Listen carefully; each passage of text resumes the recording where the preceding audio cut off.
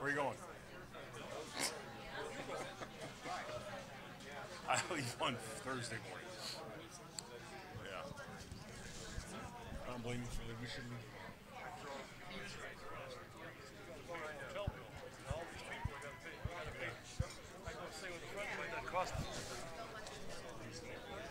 Which is north about 12 miles. The guy that lives there, he and I have been friends for over 70, close to 78, 77 years. Really? Our mothers used to change our diapers together. Really? He got me into this so-and-so. He convinced me to come here in 1961. After finally arguing, I came down here and I'm still here. Really? Those cars came out of Ford and that was it for me. I've been doing this, I've been doing it here, I've been doing it since 1974. But I've been here 28 or 29 years. Really? That's amazing. I'm not trying to blow smoke, but you would take the time to come here. And you could be at home having a cocktail. You should be. You're at home, man. This is probably, this was the premier spot. So I waited, I saved the best.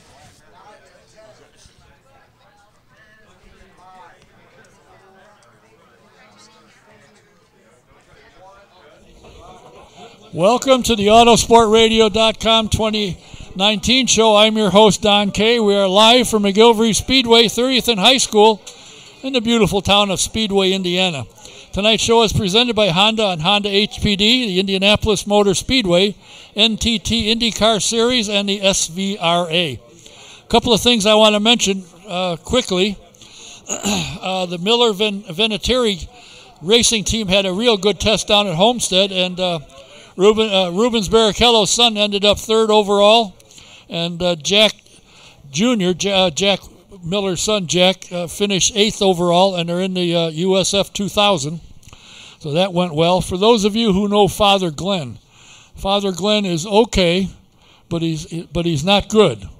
He's doing better, but he's not good, and he's staying with his sister. He has turned his church over to somebody else, and he is not coming to Indianapolis Motor Speedway in May. It was just announced yesterday, I believe it was, that the Grand Marshal for this coming weekend's Firestone Grand Prix at St. Petersburg is going to be none other than Tony Dungy. So that'll be kind of interesting. And on May the 6th, it was announced yesterday that the Dan Weldon Memorial Pro-Am will be held May the 5th out at Mark Dismore's at Newcastle. And there's a number of drivers. Scott Dixon will be there. I think James Hitchcliffe. A number of other pros will be there. So if you get a chance, mark your calendar. May the 5th out at the Dismore Speedway. And come on out. It's a fundraiser for the Dan Weldon Fund and also the Susie Weldon Fund, I believe. St. Patrick's Day is going to be here at McGilvery's. Where else? If you're not Irish on any other day of the week or the year, you're Irish when you come here on St. Patrick's Day. And on the 16th, they have two bands, Rockin' Horse from 6 to 9 and Big Top from 9 to midnight. And on the 17th, they have the Tim Newman Band from 3 to 5, Cozy Cats from 5 to 7, She Loves Horses from 6 to 8, and Country Summer from 8 to 10. So you haven't seen anything. You've got to come to McGilvery's. The food is good. The service is good. Brenda will be here stashed in green. And they have green beer. Nothing more exciting than green beer. So mark your calendar. Be sure you show up to McGilvery's St. Patrick's Day. If you need work done on your car, I'll tell you the best place to go. Hash Imports are up in Fishers, and they can take care of any car. They are spectacular. So if you need your car taken care of, go see Hash Imports. Don't be fooled. They take regular cars. Because I took my 97 Buick up there, and they were astounded that it ran, that it even got there. And still coming up until the 21st of April is the Hoosier Thunder, Indiana's short track heritage. A great display. If you haven't been there, get in there. Are you excited to go see your dentist? Everybody loves to see the dentist. There is a good one, believe it or not. Dr. Jack Miller and Dr. Liz Lewis at the Indy Dental Group are spectacular. Their people are absolutely outstanding. Call them, make an appointment. Number is 317-846-6125. And if you have computer trouble like I seem to be born with, Jack down at Computer Overdrive at Lyndhurst and Crawfordsville can take care of anything. Give them a call. Tell them your problem. They check it for free. 317-328-0766. And are you ready for spring? Is your yard ready? Well, you can now get new ideas on how to make it better starting March 9th through the 17th at the Indiana State Fairgrounds. To get a full scope of what info you can get to improve your yard can be seen by logging on to www.indianaflowerandpatioshow.com. And there's some seminars that you'll want to look at. It's a great time, great place to go to get your yard in shape. And if you want any tickets, it just so happens I have some. So if you're looking for any, come on at the end of the show and I'll be happy to give them to you. My first guest is a gentleman that spends a lot of time on the road, but he was kind enough to save a little time to come here. He has just recently been promoted to as president of IndyCar. He leads all operations, competition, and technical, as well as PR and marketing. I think a good move, in my opinion. Please welcome the president, Mr. Jay Fry. Thank you, Don. Hello. Now, you come with a racing background, and depending, it doesn't matter what you were in, it had four wheels and it raced. And you know how the inner workings from the ownership side. Now you're on the other side. The owners are coming to you. The thing that has always impressed me is the team owners and guys that I have talked to have said, my question is, will Jay talk to you? Will he listen? Yes. And I think that's phenomenal. I think it's going to show this year in particular. And the car you've come up with obviously races. You made some adjustments to make it race even better. The safety on it is outstanding, and there's a new piece that's being installed that, right now. The windscreen isn't ready. What can we look for? What are you anticipating for the 2019 season? Well, thank you for having me, Don. I think, last year was the first year of this car. Can you hear me? I'm sorry. Last year being the first year of this car, obviously we got really good teams, we got really good drivers, so them having a year under their belt, coming back to these places for the second time, ought to be really exciting. We got some great rookies coming, new rookies this year, that ought to be exciting. So we're very optimistic about the season. I know we're excited about going to Coda, we're excited about going to Laguna, so there's some really good things going on. You made some aerodynamic changes to the car to try and get a little bit better, closer racing, and so far from what I've heard from the drivers, it's working. Yeah, the biggest adjustments we made on the car was for the Speedway. So last year, think about it, the Speedway, it was I don't know, 190 degrees or whatever. It was hot, right? Really hot. Probably second hottest 500 ever, what I've heard. So the car really performed, we thought, at a very, very high level, but we also thought it could be a little bit better. So we did 2 tests last fall. We did a test with 2 cars, and then we came back a couple weeks later and did a test with 6 cars. So based off of that, Firestone did a couple different combinations of the tire. We think they've come up with a really, really good tire. That there was a lot of stuff with the nose washing out, or that was one of the things the drivers were saying. We did a little bit of adjustment on the front wing, where we put a notch in the right front of it, and then on the rear wing, there's 3 different options the teams can use. So at the end of the day, what we really want to do is give the teams more tools. So if it is hot or if it's cool or whatever conditions they are, they'll be able to adjust this car. So we're excited about that. And the thing that impressed me, and when I talked to the drivers from the tests in the fall, they said last year Firestone used a tire they used the year before, and now there's less downforce, and they didn't hold quite as well. They said they've solved that one. The tires, they said now, what they're telling me, they really stick. Yeah, it was cool. So we had, again, a 6-car group. That's a big group to go test, and you wanted to get them kind of in a pack and how they pass and how the cars perform in dirty air. And they were all, every time we would go through it, you'd run one set, another set, you'd come back and go back to back to back. They all pointed to the same thing every time. So when you have a consensus of 6 drivers saying the same thing, that's a really good sign. And our partners at Firestone do a great job. Now, you meet with the drivers and team owners frequently. I do. And when you have an idea, or if they have one coming to you, you listen. That's what people are telling me. He'll listen. He doesn't throw us out of the office. He'll sit down and listen. If they come to you with an idea, or 4 or 5 of them come, and they say 4 of the 5 have got the same idea, does that ring a bell with you? Oh, absolutely. A few years ago, we talked about harnessing the power of our paddock. We got some really smart people. So if we're looking for a direction and 4 out of 5 people think there's a direction we should go that have been around a long time. They're very smart people that are racers that understand what we're doing. That's probably a pretty good idea, So we always kind of listen that way. We always have, at the end of the day, have to decide. So if those same 5 people come to you with 5 different ideas, well, then ultimately we got to decide. And even in that regard, if it's 4 of the 5, we still have to be, to decide. But it's when you have that kind of consensus, it's usually the right way to go. There was a big talk last year, and I had Jeff Horton in here talking about the windscreen. Well, apparently over some more testing, you guys weren't ready. You want more testing. You did it, and you found a problem. But now you've got a new piece that you've put in the front of the car. How does that work, and what's it supposed to do? Yeah, what's funny, that technology I talked about it with somebody today. It probably was started around 2012, and we did some simulation work with it, did some track testing with it, and then it was kind of put off to the side. So we started looking back on that and why it was put off to the side with the technology that's out here today, what could be done with it. So it was it was kind of a burden on the teams because implementing it right now, there's a lot of things they got to do, but they're all for it. The teams are for it, the drivers are for it, the owners are for it. It's a frontal, it's an additional frontal impact piece that will help things that come towards the front of the car. So we're excited to have that. It's an interim piece. We should have in the next 30 to 60 days an announcement on what we're doing next, which I think people will be really enthused about. There's different applications out there. There's a halo, there's a windscreen, there's different things. All these things kind of have different unique properties. What we're trying to do is come up with one that fits our needs the best, because with having it as diverse series as we do with ovals, street courses, and road courses, you really need something a little bit different than what's out there right now. So that's what we're working on. And the thing that's impressive is you work on it, you test it, you spend the time and effort, and you have the people that know what the heck they're doing to make something that will ultimately accomplish what you want, and that's safety. You want to protect the driver from getting popped on the bean. Oh, well, for sure. Excuse me.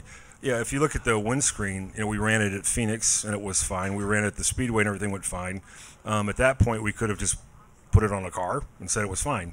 Well, fortunately, we did more and more and more testing, and we got to a point where we found some things we didn't like, and that's what set us back a little bit. But we're glad we found it, and that's why you test as much as you do, because you don't want to. There's a cause and effect to everything you do and everything you put on a car, and we just need to do more work. So that's what we're doing. And the other thing is, the car that you started out with the rear bumpers and fenders, all that nonsense, you've done away with that, and obviously the response from the fans has been positive because it looks more like an Indy race car. Yeah. So that was for a couple years there, I think we lost our identity a little bit. That the cars were built for different reasons. The manufacturer aero kits, the manufacturers did a great job building the cars that they did, but they ended up kind of migrating so both the cars looked the same. They had these rear wheel guards that if you looked at the car from a certain angle, it almost looked like it had fenders, which is not what we are. So this new car, or the car we ran last year, we did a lot of work. And we kind of reverse engineered it, basically where we did the aesthetics of the car first to make it look like what we thought it should look like, and then did the performance pieces after that. And everything we've done with that car, it's exceeded expectations. The fans, and I actually remember last year about this, or 2 years ago at this time, we started putting out drawings of what the car might look like. So we were very curious of the fans' input, and the input came back very good. So we just kept going. So. Now, you in your current position oversee everything. So everything that goes on in IndyCar, competition-wise, technical-wise, everything filters through you eventually. It gets up to you. How much does Mark Sibla filter before it gets to you? Mark does a great job. So I've been here for 5 years total. And Mark, when we were in the other role, was across the street with me too. So Mark's a great guy, does a great job. There's a lot of things going on. So there's times when people come in to see him, and then they can talk about 3 different things, and then when he comes and sees me, we hit them all. And he kind of helps, and Amanda too. Amanda does a phenomenal job. They really help keep things moving, keep things going. When you talk about we're still a small group, so and I like it. I would rather have a small group, and just people that get things done. And I want you to thank Amanda for me, because she's the one. I send it to you, and then you send it to her, which is what I expected. And she said it to, and I sent her a note yesterday. I said, "Is he still good?" She said, "I hope so." All right, yeah, we made it. Yeah, you did. Yeah, Yes. it's fun. Here's a good one. So in 2004, which my background is, I owned a NASCAR team for a long time. Was where I kind of come from. But it was cool. The military challenge coins. People, I'm sure y'all have heard of that. So we in 2004 we brought the Army into NASCAR. So the Army was a sponsor of our car, which was a really cool deal because you were representing an institution, not just a brand. So the people we got to meet, President Bush, people like that would come to the racetrack and want to hang out with the Army team. So that was pretty cool. So we were given challenge coins all the time, and we didn't have a coin, right? So we had to get coins so we could reciprocate when we were given coins. So what I've done is I've come up with a coin, and we keep it amongst the paddock, so all of our inspectors have them, different people have them. And I had this logo made, which is how we kind of operate when you talk about a small group. So on the back of the coin, it has MSHGSD, which in proper, or I guess PG-rated terms means make stuff happen and get stuff done, right? So that's kind of what we do. So you talk about our very small group. So I'm going to give you one of our challenge coins. Oh. So thank you. You're a MSHGSD kind of guy. Really? Yeah, you make stuff happen. Well, Done yeah, I got you here. Now, you're right. So, again, you've got to carry it. So the trick is if I coin you and you don't have your coin, you owe me a beer. Oh, won't you hope I don't have it? Well, I hope he doesn't have it. I hope he doesn't. No, if you do have it, then I have to buy you one, and let's buy both of us one. It'll be fine. We'll have plenty of beer. We won't run out. Now, on your resume, when you first came out, you played 4-year football. Yes. Was it Ole Miss? Missouri. Close. Yeah, started with an M. Right. That's great. Both started. And I think, if I'm not mistaken, the first job when you got out of school, you weren't going to play professional football. You worked for Anheuser-Busch. I worked for Anheuser-Busch. Is that how you learned your taste of a good beer? It helped. Yes. Yeah. There's a lot of beer. There's a lot of training that went along in that. Oh, yeah. I'm sure. Training that I still use today. Really? Oh, absolutely. Well, yeah. I hate to think that it's the same as, could you get on a bicycle again? Yeah. Sure. Absolutely. Yeah. Same thing. Same thing. I got to meet Augie Bush the third, I think it is. Yeah. Good guy. Oh, they're a great family. Yeah. One of the his daughter is a good friend, Susie Bush. Yes. Do they still have the horses, or did they sell everything? Clydesdales. No, yeah. Anheuser-Busch got bought by a different, but yeah, they still have the Clydesdales. Yeah, they still own it. That's theirs. Yes. Okay. What a beautiful set of horses that Absolutely. is. I got to tour the horse barn. Yeah, it's pretty nice. You could eat off the floor in that place. The way you react and work with teams, as an owner in the other series, did you get the answers and respect and action that you give? Did you get it when you were there with your complaints? We'd like to see this done or that done. Yeah. Did it cross your mind? I'm here now. We got to listen, because we thought we had good ideas and nobody cared. Yeah. Now you're in a position when somebody has an idea, you care. You want to hear it. Yeah. Well, I don't think that's. We were certainly heard in that series. Many good friends in that series. Many good friends still there. But what I tried to do is, I learned a lot from them. Yes. And then everybody has their own technique and their own approach. So there were things that were good. There were things that were great. There were things that were not so good.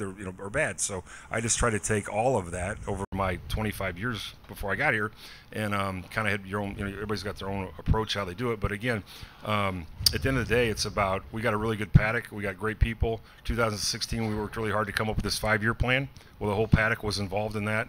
I couldn't be more proud of them and proud of the effort we put into it. So now we're really just executing this plan. And for instance, I think a couple years ago, I was looking at a stat today. Going to St. Pete 2 years ago, we had 8 teams and 21 cars, right? So going into St. Pete this weekend, we have 12 teams and 24 cars. So there's more teams, right, which is good because, new ownership, new blood coming in. There's more cars, which is obviously good. And that number is even without Yunkos won't be participating at St. Pete this weekend. So if you would have added that group, that would have been 13 and 25. So I think that shows the collective effort of the paddock that we put in this plan in 2016, that it is working. It's not just where your plan's working. Well, this shows this was a goal. The goal is to bring in new teams, new owners, is part of it. So it exceeded all. We were hoping for a couple new teams, and there's 4 or 5 or 6. McLaren's coming. Again back to the 500. Dragon Speeds in St. Pete, which is great. They just won the 24 hours. So we got a lot of, and not just new teams coming. They're really very high quality racing people. So we're excited about that.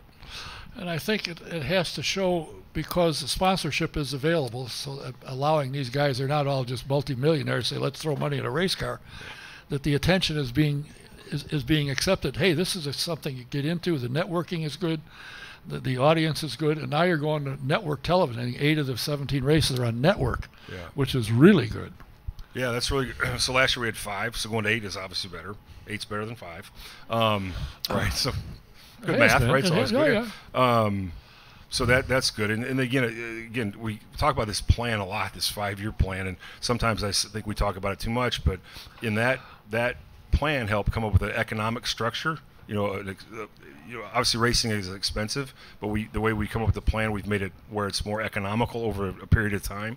So that I think has helped new owners come in. The current owners plan. They know where we're going. They know what we're doing. You don't obsolete parts. You don't obsolete pieces, which is from a team owner perspective. That was something that was always very frustrating when you just bought an inventory of parts or pieces, and then 6 months later they're obsolete. So now they're worth pennies on the dollar.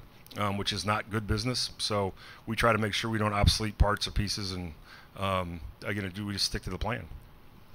My dad always told me, never make a plan more than 5 years. Set a 5-year plan and get that, and then you make another one for your stepson. And that's what's funny. The plan has kind of taken a life of its own a little bit. Now the engine regulations are through 2026. So this thing started off in 16, and it's already part of it's extended out to 26.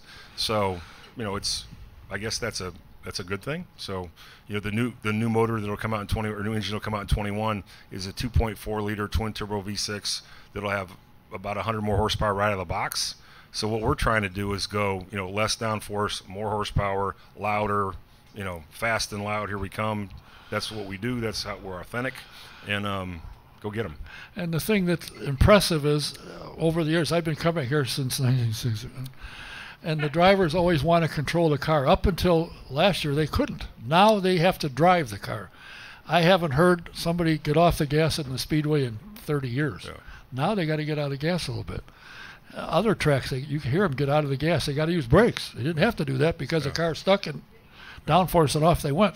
And they like that. They like to be able to drive the car. And I think that makes, to me, a better race, because the car isn't that much better. The drivers has to be good as well. Yeah, no, 100%. That was our intention. So when I first took this position, Rick Mears, talked to Rick all the time, talked to lots of our guys all the time. Again, we talk about the harnessing the power of our paddock. Well, there's people like that around too, and he and I would talk about things all the time, and that was basically, they had the same philosophy, the same approach. It's more horsepower. You got a lift going in the corner. The car not being on a string, that type of thing. So it was. We're proud of where we're at. We got, we still got a ways to go. This car, because of the canvas we had to work with, and it's good canvas, I don't mean it bad, but we can only do 70% of what we wanted to do to this car with this canvas. So in 22, we'll have a different car that will be able to do the other 30% to it. Now, when we like to look, the aesthetics, but it would just be things like lighten it up a little bit, make it, different parts and pieces, but it won't look drastically different. It'll just be new and improved. Now, something that you commented on when you were here the last time, and I talked to you at some event somewhere. This is where I'm in trouble. No, right? You're not in trouble. Yeah. You can blame Steven Starks. He's the one who negotiated, so that leaves you off the hook. Yeah, no. When I said, there's room for a couple, because you had a couple of 2-week or 3-week breaks last year, I said there's room in there somewhere for another couple ovals. You said, yeah, I'm an oval guy. So when Phoenix went away, I sent you an email. I said, there you go, the door's open for an oval. And they got COTA, so I sent you a note. So where the hell's the oval there? Right. Now, obviously, it's a great track. It's nothing against that. It's going to be a good race, I think. And they're going to have a good crowd, which is also important, get people out to the track to see it. But is there an opportunity? Is there any talk about, maybe we could put 1 more or 2 more in? Absolutely. No, and I am an oval guy. So it's funny. When coming from a team perspective back in the day, same. This schedule stuff should be easy. What do you just do this, do that? But there's so much more to it. There's the networks are involved. There's competing series that run at different racetracks, different times of the year. There's weather. I mean, that type of thing. So when Phoenix, which we worked really hard to get Phoenix in the first place, remember? I know. Right? Yes, we did. When Phoenix, when it became apparent that wasn't going to happen, there was only so many places and venues you could plug in that time of the year that would work. So COTA, being one, is a spectacular facility. We're really excited about going there. And it wasn't necessarily oval for a road course type play. It's a great venue. It was to me. It was to you, understand. We'll get another one back, I promise. And there's more to come. And as I mentioned to Stephen, who was here 2 weeks ago, I said, Richmond does want to come back, from what I'm told, from the people I know down there. No, Dennis does a great job at Richmond, and they've just put, like $50 million in the infield. You go in the infield right now, you don't even recognize the place. It's spectacular. It hasn't gotten any bigger, though. Hasn't gotten any bigger, no. And that was a great race, and at night it was spectacular. Yeah. And as they were going along, the crowd, because I was with Mark Janes, he's got one eye, I got two, so between the two of us, we had three eyes. Right. And I said to him the last race we were there, I said, if this keeps up, we're going to have to find somewhere else to sit, because the crowd was coming around, and then they pulled the pin. Yeah. So hopefully they'll go back. It was a good race, and all the people that I talked to, NASCAR fans, and you ran there, I said, man, these cars are fast. No kidding. I said, are you kidding? Yeah. The pace car goes faster than NASCAR does. Well, I think this car would race very well there too, right? So that's another thing. So yeah, I mean it's, Iowa the car ran really well. St. Louis the car ran really well. So Richmond would be a similar type venue. So yeah, we'll see. And that's,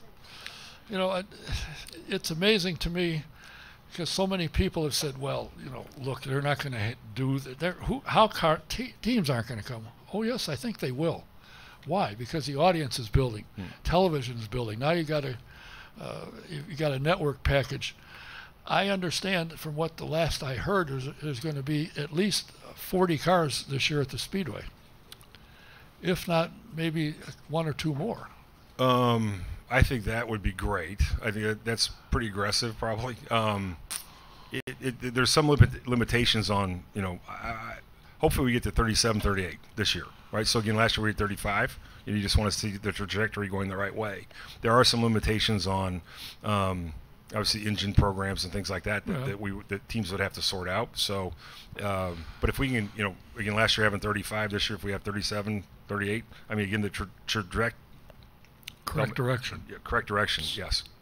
I can't get it out. Yeah, it's going up, which is good. And the interest in Alfredo Alonso coming, right, or Fernando Alonso coming, is huge. It's just like what I just said, right? Yeah, same thing. Same guy.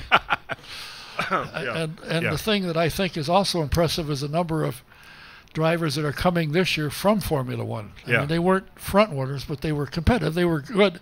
Now they're coming, so that's going to bring their fans to watching television. Now that IndyCar owns the TV rights, bingo. Yeah, no, it's Marcus and Felix are good. They've fit right in already. They're great guys. Going to be an exciting part of the rookie class. They're gonna do a great job. So yeah, and the TV piece. So I think just having it on one network is huge.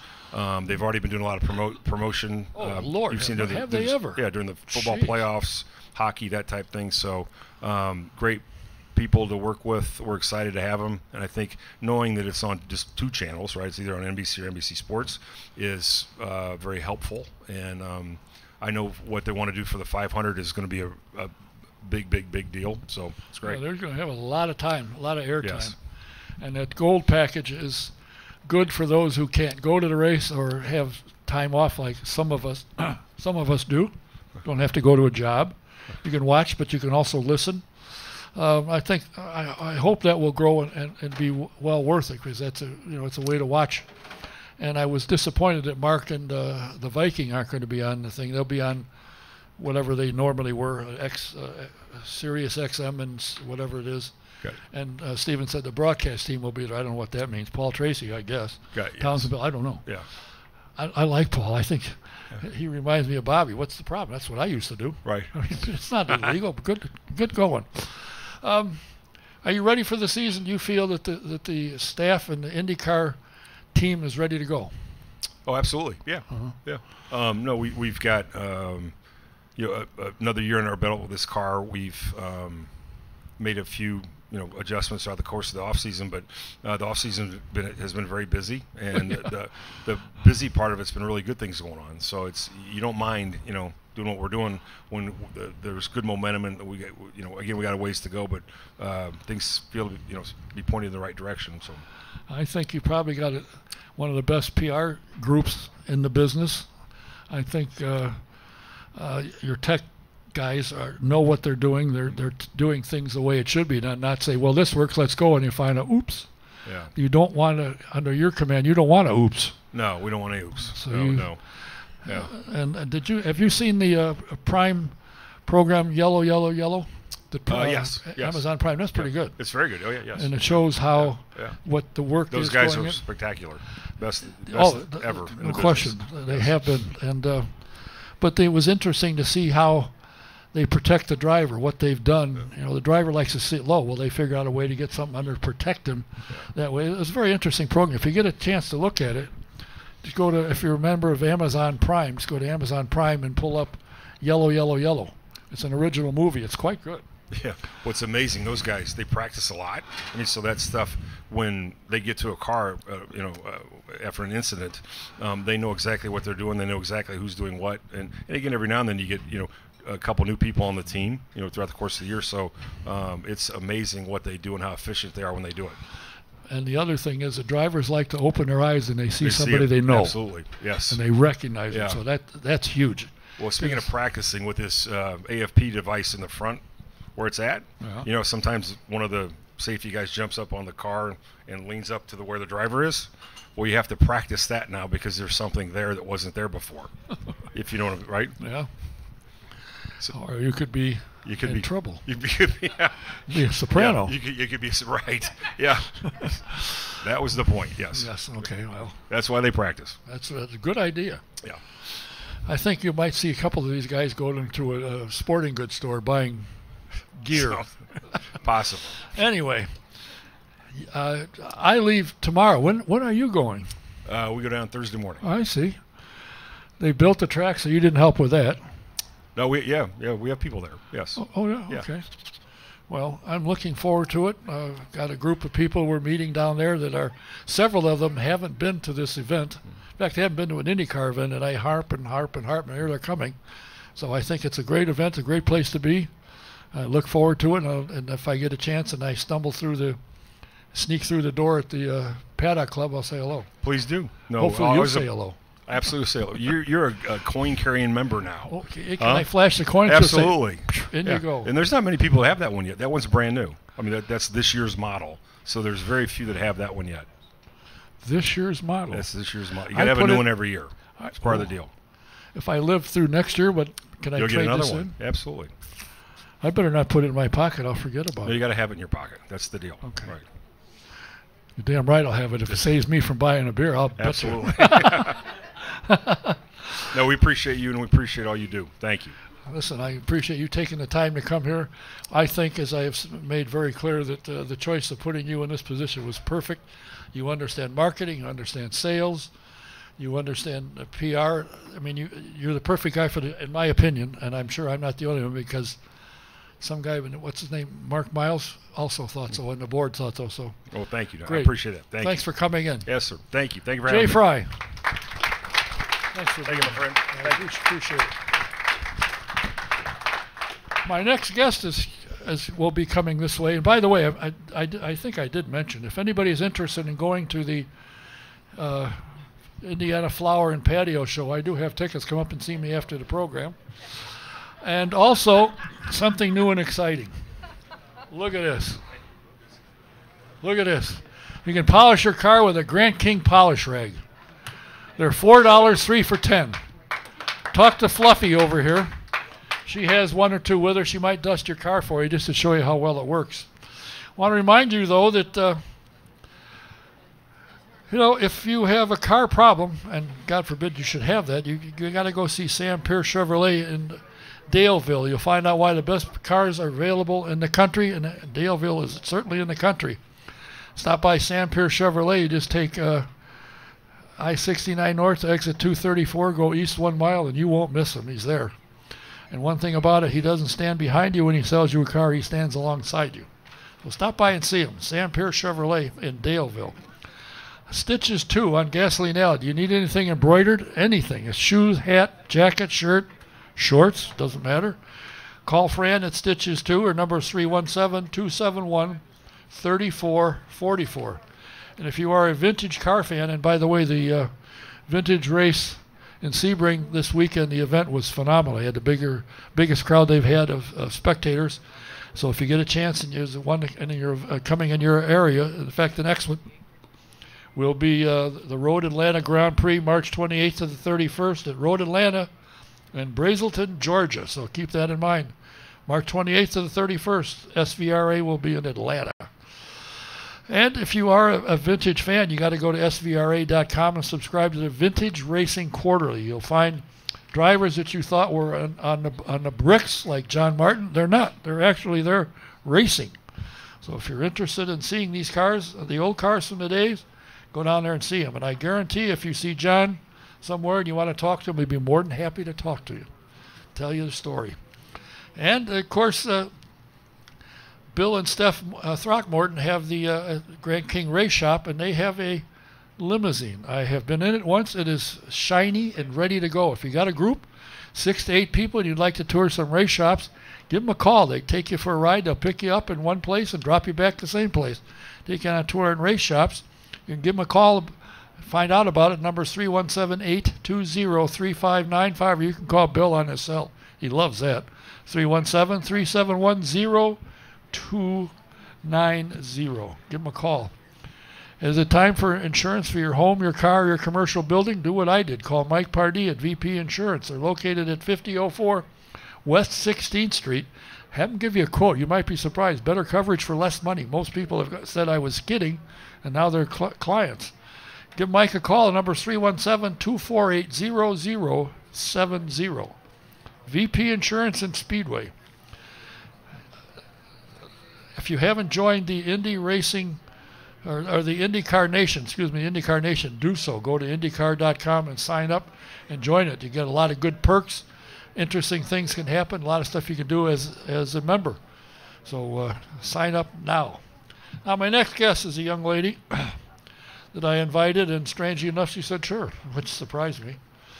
She is the executive director of the Indianapolis Motor Speedway Museum. A lot of things going on, a lot of plans for the future. New exhibit coming in, we'll talk about that, of course. And the expansion. This young lady has had a lot of experience as she was a partner at the Ice Miller. She was a negotiator of major contracts.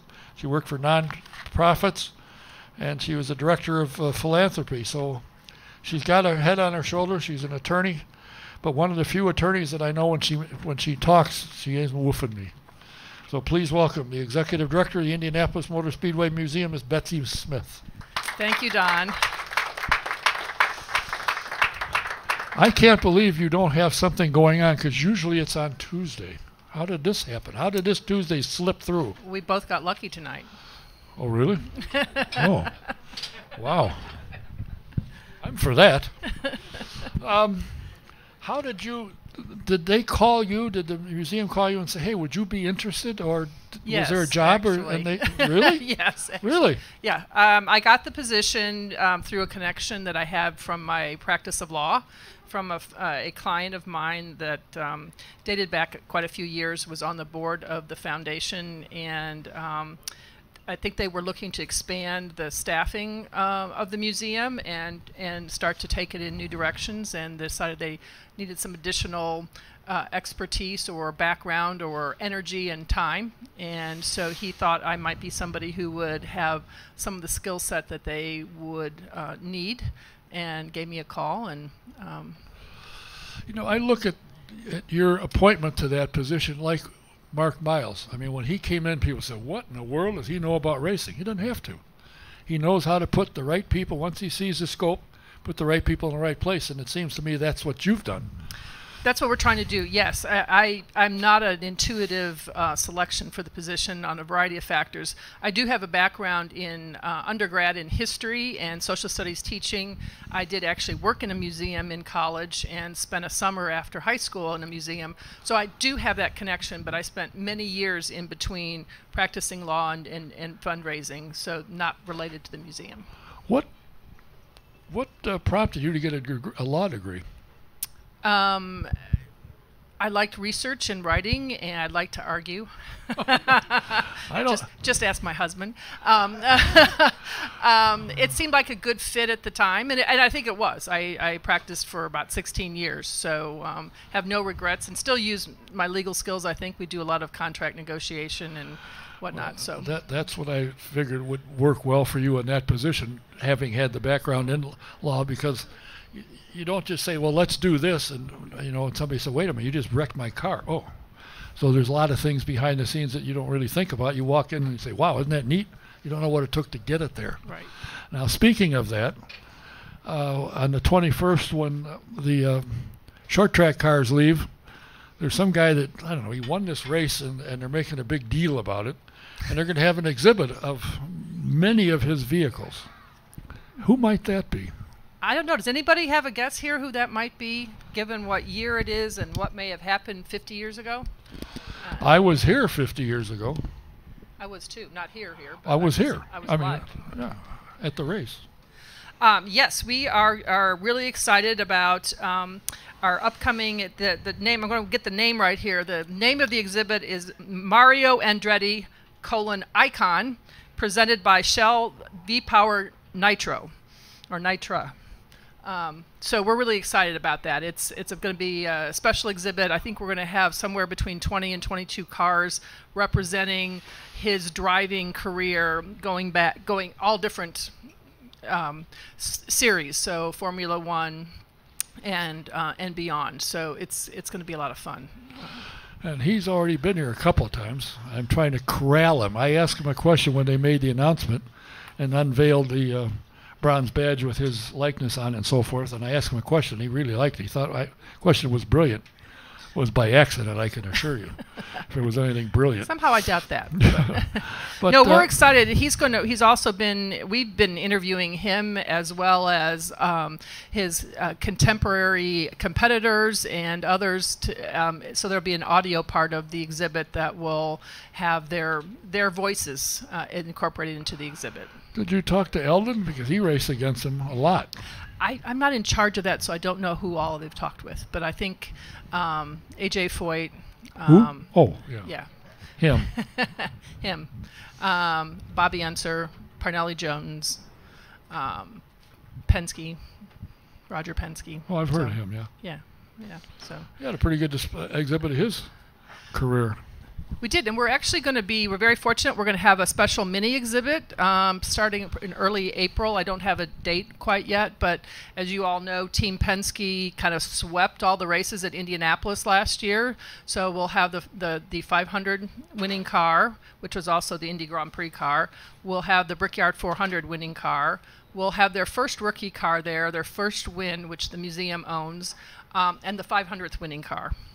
So we're going to have a special area with a little mini Team Penske exhibit. And we'll also have a few special cars from Andretti, the team Andretti, this spring. Well, what, the kid's going to let go of a couple cars? Boy, that's amazing. Now, there was talk, and you're working toward expanding the museum. So you can be a member, and I've seen some things that are new to being a member that didn't used to be, like tours of the basement, I think, if you're a member. If you're a member at the Borg Warner Society level, you can get a tour for, I think it's 2 or 3 people in the basement upon appointment. When you expand your plan to expand it to almost double the size, I believe, are you going to do underneath so they'll put more of I know there's cars scattered around. They're not all in one place, where you can have more cars available downstairs? Well, ideally, yes. What we would do would be greatly expand the museum. So probably blow out most of the walls, keep some portions of the museum intact. The floor is incredibly solid. The structure of it is incredibly solid. We'd probably go up a floor in the front, so instead of being 2 floors, it'd be 3. The top part would be an exhibit space that you could use for events. Could also be seating or a place like a suite for race events. And then we would expand the museum to about 175,000 square feet. That would include more basement storage area because we're out of space there. And if we can structure that correctly, where we could actually park cars in a normal fashion, we might be able to open that up for kind of a regular special tour. Right now it's packed and there's cars moving in and out all the time, and it's really not suitable for a general tour to the public, unfortunately. Yeah, you're right. They're very close, and I was wandering around, and I've been there a number of times, and wandering around thinking, if they want that car, it's good. There's not room, so they got to move a whole bunch to get that one. It's against the wall. We've got the Jimmy Clark Lotus going to the Barber Museum in a few weeks, and it is in the furthest corner of the basement, and there's about 50 cars that are going to have to be pushed out of the way to get it out. So it's just not suitable for a lot of people going through at one point in time. If we ever do tours in the basement, it's limited to a few people at a time. Just can't logistically handle it any other way. What if you become a member? Obviously, you said the Borg Warner. There's a group. What are the memberships available, and what degrees? They run everywhere from, let me get out my glasses here so I can read this. Nice color. From $75 to $5,000 and above. So, and there's various different membership benefits that go with each level, and the more you give, the more benefits you get. That's logical. And so we have, it's available online, we have a whole cadre of things. So it works for the casual member as well as for the person who likes to come every month. And the person who lives here versus someone who's only comes in a couple times a year. If I were to buy some, and I use it as a business, and somebody comes in and I say, why don't I bring my vice president and his wife? Is there a membership that they could be part of me? I bring them in? Yeah, we don't limit you to who you bring in. So there are limitations on the numbers of people you can bring in at a time.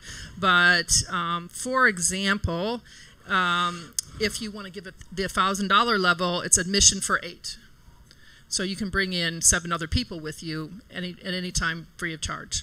The individual membership is obviously for an individual. 2 adults, $95, unlimited all year. And there are some special events like our Fuel Up Fridays that only members can attend, and the members get a discount on things like our speaker series and whatnot. So actually, if you're a really avid race fan and you like the activities the museum is doing, you can pay for your museum membership pretty quickly. Now, there's several upcoming speaker series events, and one I heard is, and I don't understand, but one I heard one of the speaker has drawn quite a crowd already. Several have. We have three or four, actually 4 right now we're sort of have out there. Our evening with Tony Stewart, is that what you're referring to? We're sold out. That's what I said. I'm so sorry. Oh. We're taking waiting. We have a waiting list. We're taking names. We may try to expand it just a teeny bit, but we're limited on space. But we're sold out for that. We've got upcoming, that's March 20th, which is Founders Day. And on Founders Day, we will also announce who the Hall of Fame inductees are going to be this year.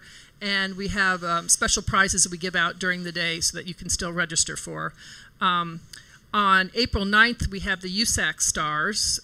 So that'll be sort of a panel group discussion on the 9th, which should be a lot of fun for dirt track racing fans. Cars and Coffee starts on April 13th, so the first one of the year is free at the museum parking lot. April is usually kind of iffy, so if it looks like it's going to pour down rain or snow, check the website because we may cancel if the weather is really bad. On April 24th, we've got Chip Ganassi and Scott Dixon coming in, so I think there's still a few seats available for that, and then we have Mario in May. Really? Yeah. He's coming in? He's coming in, and he's going to have a speaker series on the Wednesday before the race. Wow. So that's kind of interesting. And they're not all on Tuesday. No, they're not. How wonderful. They don't all compete with you. Yeah. We learned the hard way that we shouldn't try to compete with you. Yeah, sure. When you were asked to come on board, what surprised you now that you're here? What had happened? You went, holy smoke, I never thought of that. What surprised me about being the director of the museum, and the racing people that are around involved that come in, and they come in from around the world. I don't know that I'd say it would surprise me so much, but I think that the depth of the passion of some of the people that I've met has been quite extraordinary. In some cases, a little scary, but there are a lot of really committed people who really know a lot about racing, and I expected that. But there really some people have made some extraordinary commitments to the sport and to Indianapolis and to the museum that I hadn't fully expected to see. How is the fundraising coming, and what are you doing fundraising to get the building money you need, which I heard is somewhere around $100 million? Yeah, I'm not talking about dollar amounts for the building because we're not sure exactly what scope of a building we're going to do yet. What we'll do is, in about 2 years probably, we'll do a feasibility study for a capital campaign. And in the meantime, we're trying to identify likely donors to the capital campaign and sponsors and anybody who would be interested in helping fund that. And we'll do a feasibility study, which is typically done with any kind of a capital campaign. And that will give us good feedback on what we could expect to raise, and we will figure out from that what kind of a building change we can do. So any amount that we raise would be a huge success. So I don't want to throw out some dollar amount out there, and then if we fall short of that, people thinking that we haven't been a success. We as an organization have never raised any significant amount of money in we've never done a capital campaign before. So if we would raise $20 million toward your hypothetical $100 million, that would still be a huge success. We could get a lot done with $20 million. Would it get us where we want to go? No. But it would still be a huge success and a great first step. So we want to take a measured approach to that. We need to expand our board. We need to continue to work on membership. We need to continue to work on support from the community and from various different philanthropic organizations because going forward with a bigger museum, we're going to need more support in order to be able to underwrite those costs, because we certainly can't do it with the missions we charge, the mission price we charge. No, but if you start charging $20, you get people who say, whoa, I would think. Well, but you pay that much, I would.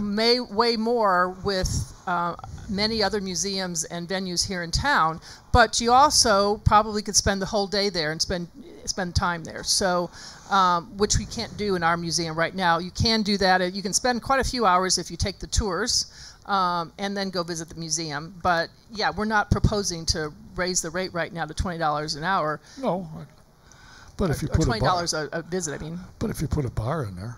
Put a bar in there. You come in, have a couple schlucks, There's good money in that. That's not an option. There probably is. It's not an option for us, however. Oh, I'm sorry. Has it surprised you the number of people that come from around the world that come there? Yes and no. I mean, I certainly expected that during race events. What we found is that happens daily. So last year we had people from over 89, at least 89 countries based on our handwritten guest register. The year before it was closer to 95. The year before that was close to 90. So somewhere probably in the 90 to 95 range is the number of countries we get people from. All 50 states, Guam, Puerto Rico, a whole variety of places. And so, yeah, it doesn't surprise me for during the race events, but it does kind of surprise me that year-round we get people, and every day have somebody walk in the museum who's from out of the country. And I think a lot of schools bring kids through, don't they? We do. We have a couple of school programs, and one in April through the 500 Festival, their fourth grade program for Indiana history. And there's probably anywhere from 9,000 to 12,000 kids that come through that program. We also then have a program in May during practice days that we bring in kids of all different ages, and that's one that the museum kind of puts together. We just hired a manager of education. You were talking earlier about hiring people. One of the things we've done is hire people with a museum background and expertise in museums. So we just hired Anna Wallace, who's our education manager, and she'll be able to really help us jumpstart some education programs and expand what we're doing, both in how we look at our exhibits as well as getting school groups to come in the door. I got to think that'd be an interesting. I mean, that would be one that would excite me. Going out and playing the sandbox was never a thrill, but to go through a tour, a museum would be worthwhile. Have you got anything special upcoming other than the obvious things we've talked about? I mean, there's something that's 3 months away. I just saw today that the Mario's stuff's going to hang around till November. Right. Is that why? Because he didn't want to let the cars come back home again? No, that's been our typical pattern. It's actually been a little bit earlier in the year that we start the exhibit, April 1st, April 15th, somewhere in that range, and then we end it about October. We've decided this year to move it till May 1st, hoping that all the IndyCar teams that are off racing around May 1st, they're not. They're heading toward Indianapolis, and a lot of people will be home, so to speak, so that we could let them enjoy and participate in the opening of the exhibit. And then as a result, we're going to run it a little bit later into the fall. So it's the same time period. We just shifted everything about a month. So we have sort of two exhibit time periods, one running from May to mid-November, and then sort of end of November through April. End of April. So I trust you're working on the next two exhibits? We are. Or three, maybe. We are, yeah. Have you got a staff to handle that? We have a staff to handle it. They're busy. We're thinly staffed. But we do have a great group. We have two curators that focus. One focuses on vehicles and one focuses on everything else. And we now have a collection manager who has professional training in how to handle collections. We've got a position open for vehicle curatorial type position. This past year we filled a position in the restoration shop. So we're trying to bring all that expertise that you talked about to bear to improve the quality of our exhibits, the scope of our exhibits, and how we handle all of the things that have been entrusted to our care. You know, to me, what do you think Mr. Hulman would say today if he walked in and seen the cars that he started collecting, the collection he started? And I think it's obviously built since he passed away, logically. It has somewhat, but yes, he did a lot of the collecting for the museum. And some of the projects that he brought in the door, we haven't done anything with, but we now have a plan to do something with. So one of the things we started this past year was the restoration of a Lotus.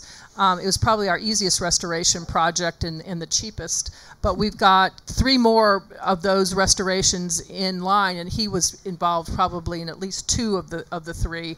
One is Brabham's last car. One is a Haroon passenger car. So Ray Haroon had a passenger car company. We have one of his cars. And Eddie Rickenbacker had a passenger car company, and we have one of his cars.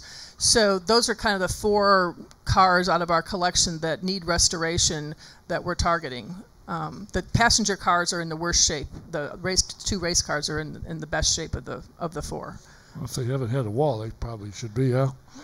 You know, it's an interesting place. I've been coming here since 19... I was a young boy. I had hair at the time, actually, yes. And it's always been interesting. Then after I got here and got to know, I forget the guy's name that was the head of the property that was here, and we got to go downstairs with him a lot of times. And in fact, we went down, he had an office down there, and showed us a video that was shot on the grounds. He said, "You're not going to believe this one." We looked at it and went, "Holy Toledo." Well, they found who did it and how it was, and got the videos off. Because you probably heard a young girl like you wouldn't have been involved in anything in turn 1, but the snake pit, the original one. You have to remember, I worked for the law firm that does all the legal work for the track, and they go back years and years and years. And actually, at one point in time when the firm was small enough, every single lawyer in the firm was at the track in May, not all at the same time necessarily, but taking statements from people who had been at the track. Really? How much was it that you had to drink? And you threw the first punch? Okay. Yeah.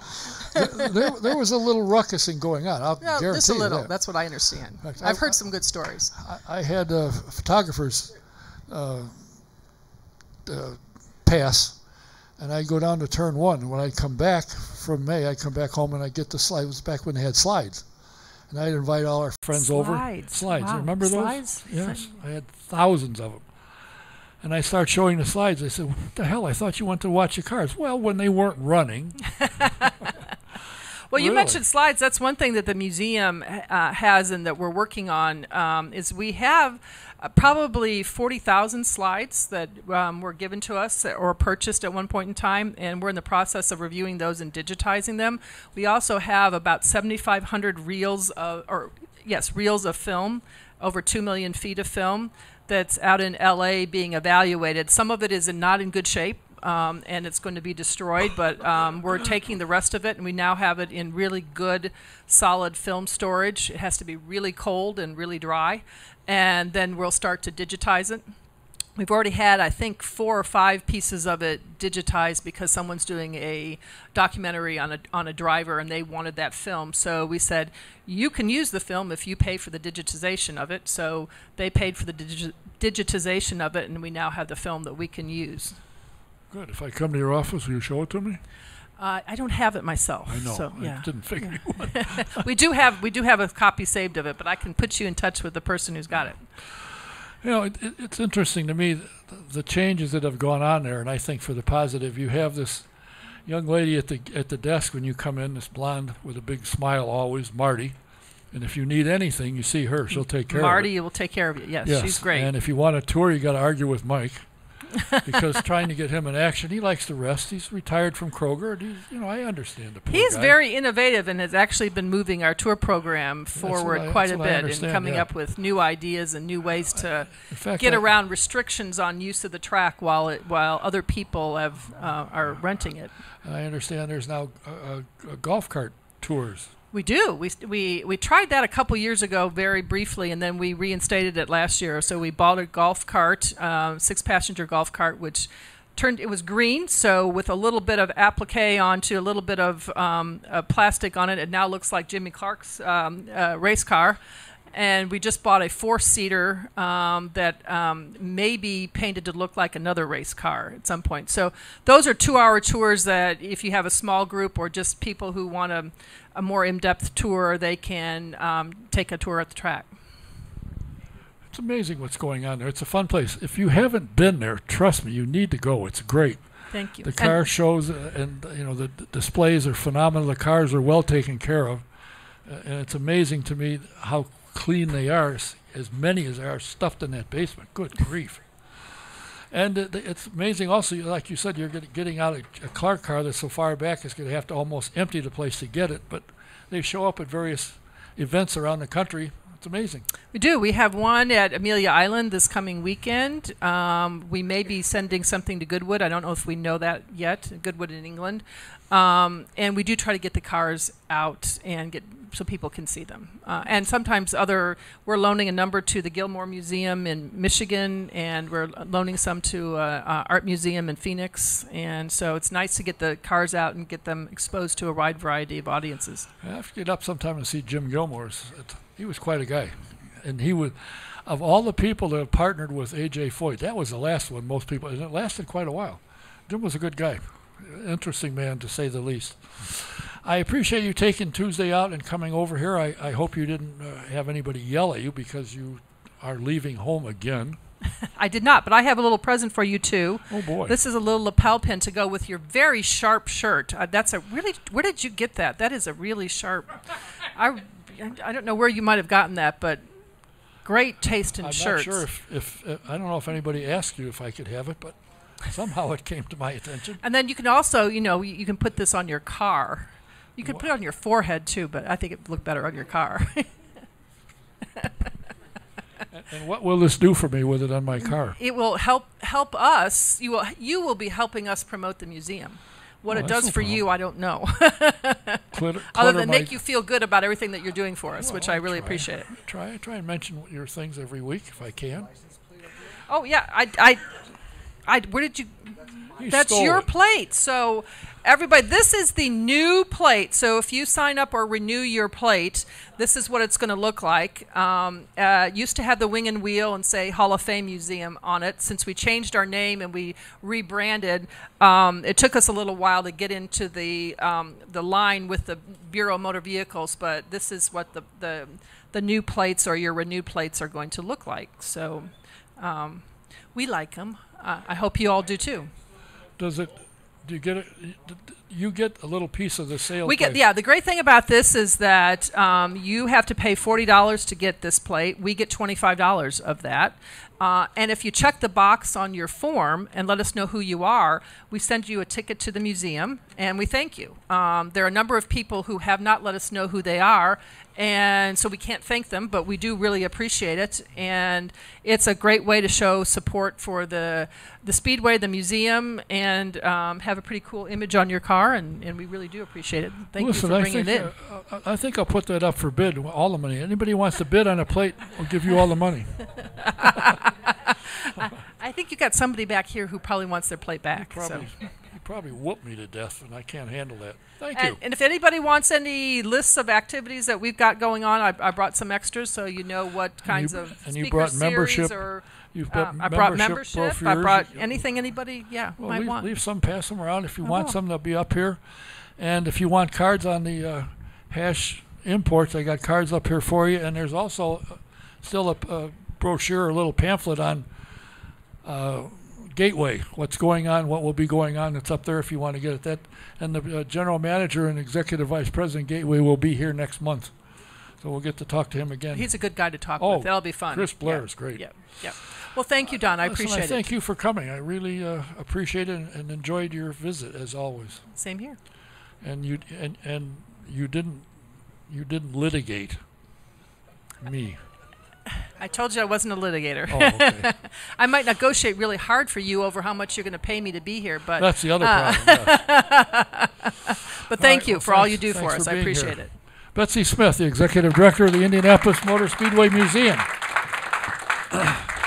Now, I haven't told you yet who my guests are for next week, and it's not going to be Howdy Bell, thank heavens. My two guests next week will be Jack Harvey, driving for Meyer Shank Racing. He will be driving 10 races this year, and he will be down in St. Petersburg. And since it's playoff time and March Madness, I have the one guy who put basketball in Indiana's DNA. Bobby Plump will be here. So that is if the two of us survive another week. But we'll be here again next week. Feel free to come up, pick up any information on the museum. If anybody's interested in gardening and fixing their yard up and so forth, I have tickets. You're welcome to them. Until next week, Don K. saying thanks for being here. Thanks for watching. Don't forget, Sunday is the Firestone Grand Prix of St. Petersburg. Be sure and watch it. Till next week, Don saying good night.